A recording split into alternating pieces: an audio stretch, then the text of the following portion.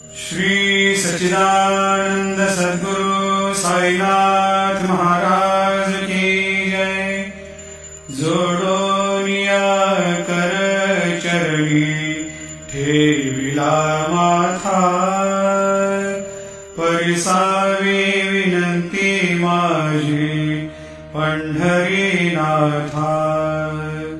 असो नसो भाव आलो तुझिया ठाया, कृपा दृष्टी पाहे मजकडे सद्गुरु राया। अखंडित सावे ऐसे वाटते पायी, सांडोनी संकोच ठाव थोडासा